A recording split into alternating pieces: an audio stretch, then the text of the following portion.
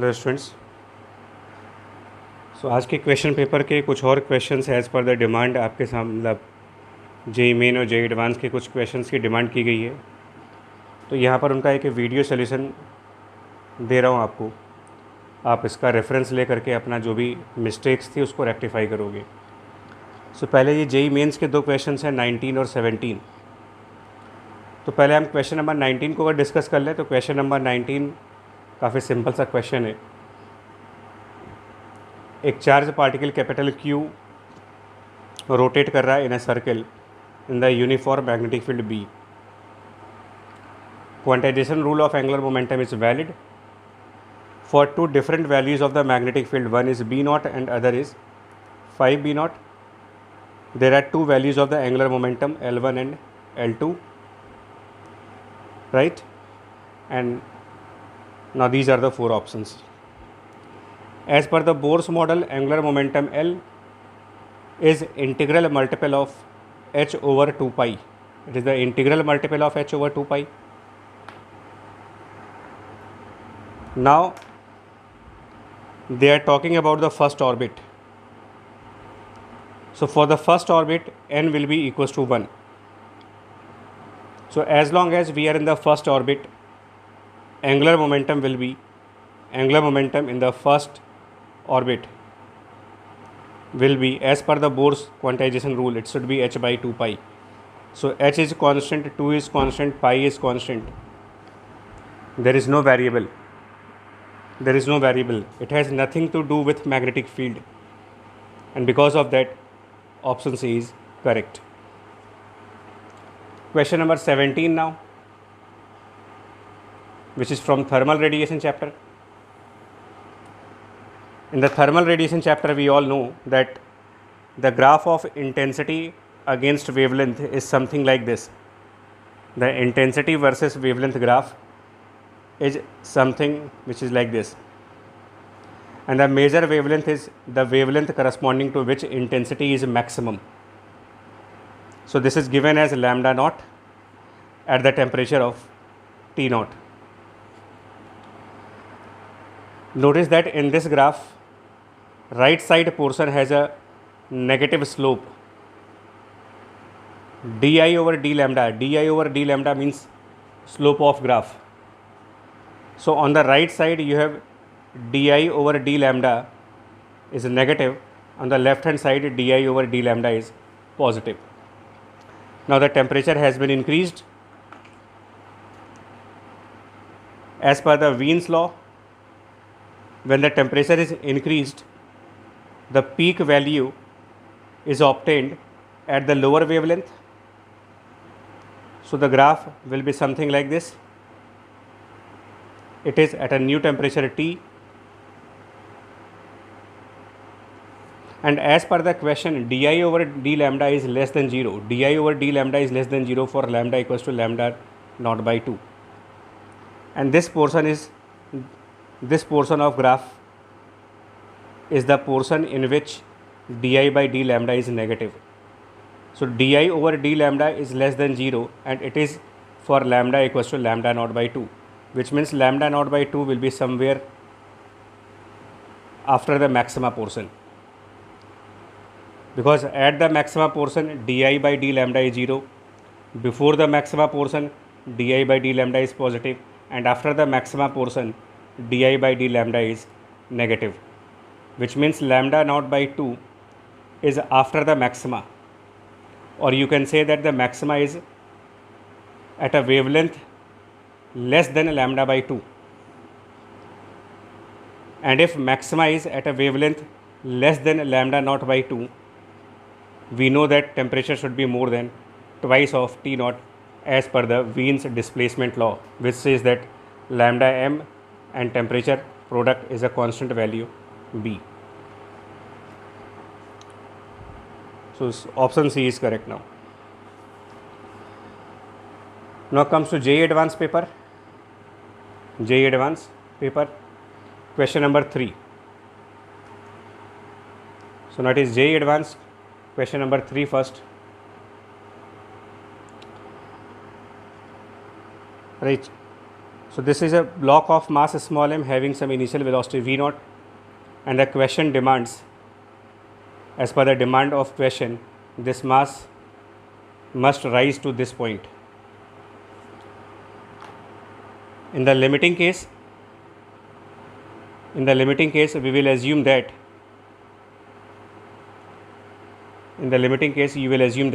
that mass is on the top of capital M, and relative to capital M this mass is at rest, relative to capital M, but capital M is moving with some velocity, and relative to capital M small m has stopped. Relative to capital M, if small m has stopped, then in the ground frame small m is having the same velocity as capital M. Applying conservation of linear momentum, mv naught should be equals to m plus capital mv, and applying conservation of mechanical energy, half m v naught square will be half small m plus capital M into v square, and plus potential energy of small m corresponding to the height h, mg small h. Now you will solve these two equations and you will get the value of v naught, which I suppose option B is correct. Question number 4 from the single correct option. This 4 kg block is given a velocity of 1 meter per second. Notice that 4 kg is the heavier block. So as per the nature, this 4 kg block will tend to move downward. So if 4 kg block is given velocity of 1 meter per second in the upward direction, the string will slack, tension cannot be there, because heavier block by nature it must travel in the downward direction. Then only the string will remain tight. And when this heavier block is moving up, the string will be slacked. And when the string will be slacked, there will be no tension in this side. There will be no tension force on the right side. In the absence of tension forces, 4 kg block will accelerate downward with g. 2 kg block will also accelerate downward with g. And then the center of mass acceleration can be calculated by the formula m1 a1 plus m2 a2 divided by m1 plus m2. So it should be 4 into g plus 2 into g upon 4 plus 2, which gives g in the downward direction. But after few seconds, this 4 kg block will return back. And when the 4 kg block will return back, the string will be in a tight mode, and when the string will be in a tight mode, blocks will not be in a free fall conditions. So now the 4 kg block will fall down with acceleration with a force of 4g, and a tension force will be there. 2 kg block 2g, and a tension force T will be there. Let's say the acceleration is downward a, and here the acceleration is a upward. You can apply Newton law for finding acceleration, which should be as 4g minus t will be 4a for this block, and for the right side block you can write t minus 2g equals to 2a. And if you solve these two equations, you will get a equal to g by 3. And now acceleration of center of mass.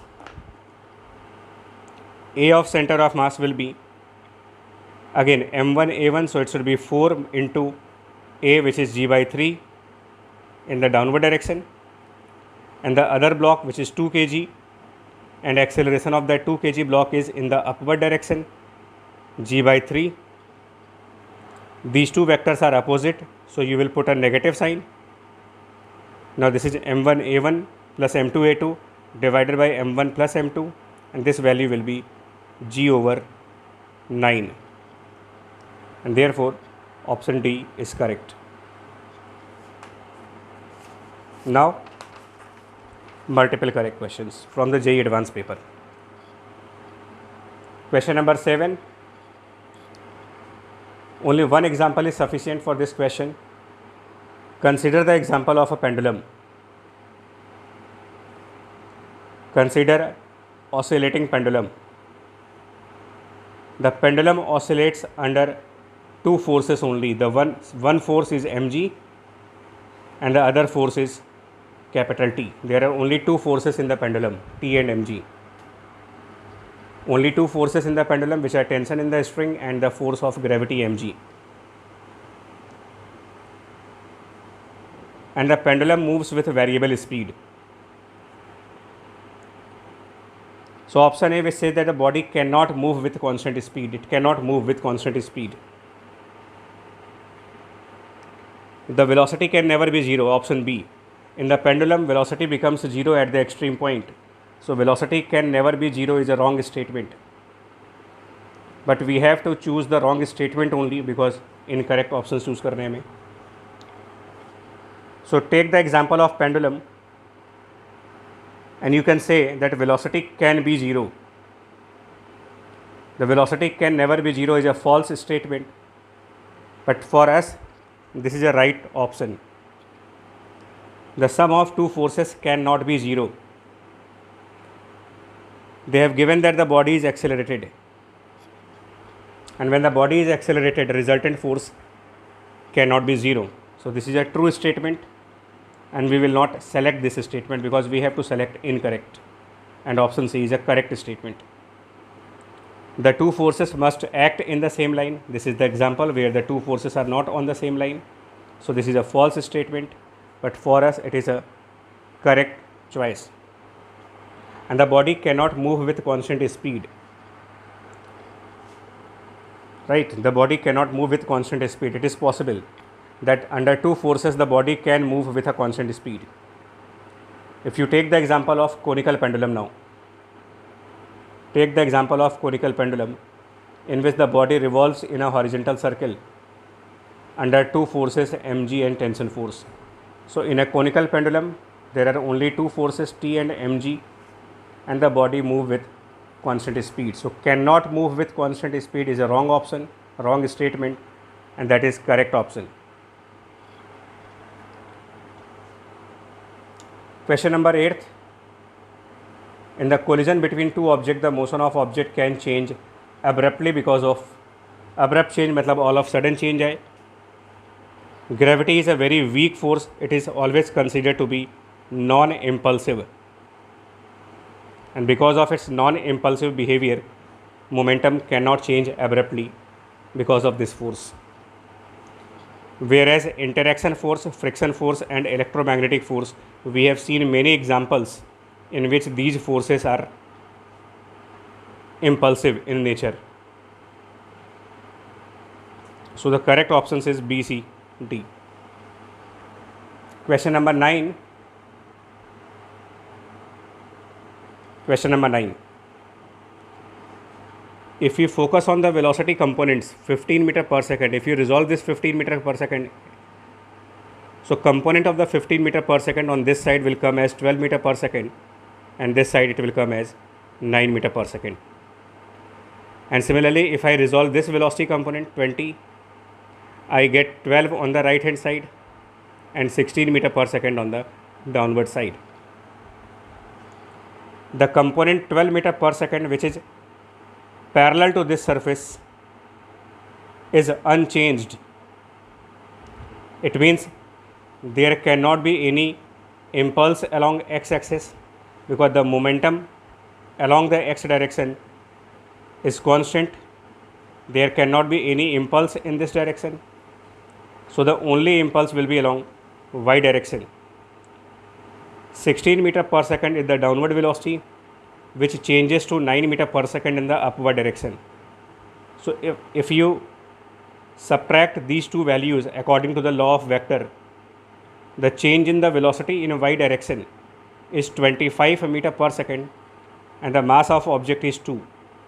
So change in velocity multiplied by the mass of object will give you change in the momentum in y direction, whereas no change in momentum in the x direction. And remember, change in momentum is known to be impulse. It is called as impulse.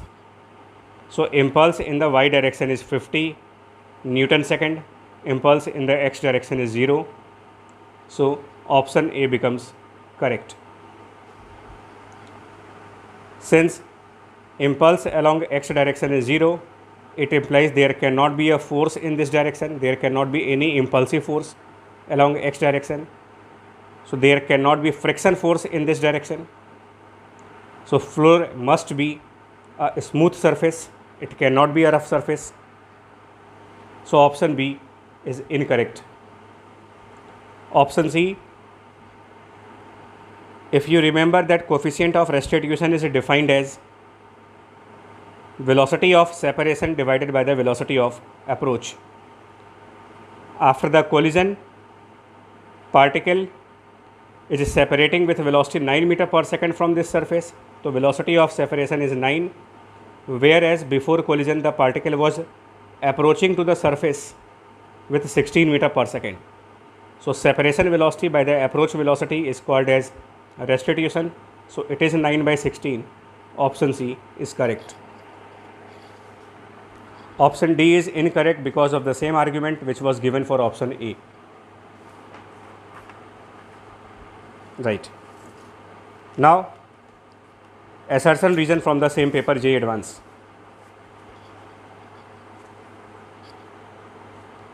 Assertion reason, 11th question, which says that the acceleration of particle as seen from the inertial frame is 0 and no force is acting on the particle. This is wrong, because if the acceleration of particle as seen from the inertial frame is 0, then it means sum of all forces should be 0.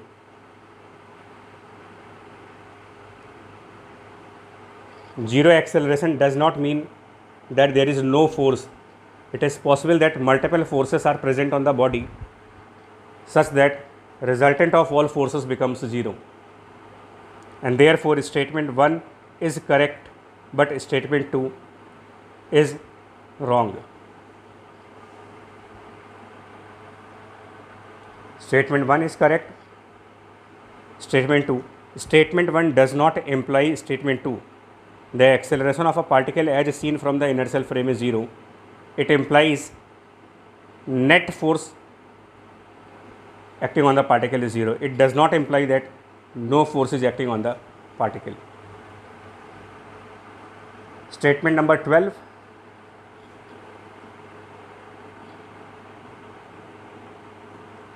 Law of conservation of momentum holds good only in particular frame of reference. This is wrong. Laws of physics are valid in every frame of reference. Laws of conservation of momentum holds good only in the particular frame of reference. This is not a right statement. It holds in every frame of reference. Statement 2, momentum of the body depends on frame of reference. Yes, it is correct statement, because the momentum P is given as mass into velocity, and the velocity of any object depends on frame, and therefore momentum also depends on the frame. So statement 1 becomes false, statement 2 is correct now. Option 13th.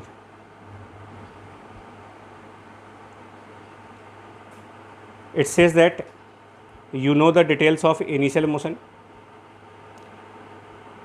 and it is possible to know description of the final motion without knowing the details of forces. Yes, it is possible in a specific case where the linear momentum of system is conserved.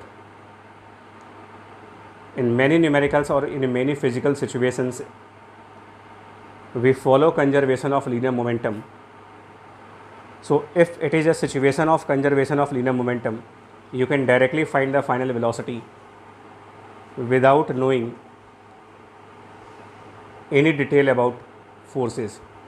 The only information which you require is there is no external force. This information is sufficient to find the final velocity without knowing what is the nature of internal forces. So yes, it is correct, but in a specific condition where linear momentum is conserved. Now F external equals to dp by dt, this is also correct, but these two statements are not linked with each other, they are not connected together, but both are individually correct. Last option, which is 14th, that work done by the non-conservative force over a closed path cannot be zero. This is a false statement. Sorry, this is a right statement because it is non-conservative. So a non-conservative force, work of non-conservative over a closed path is never zero, because if the work done by force over a closed path becomes zero, it comes under the category of conservative force. So yes, this is a correct statement. Potential energy is not associated with the non-conservative forces. This is also right. You define potential energy for the conservative forces only. It is never defined for non-conservative forces. But defining potential energy and classification of non-conservative and conservative forces are different parameters.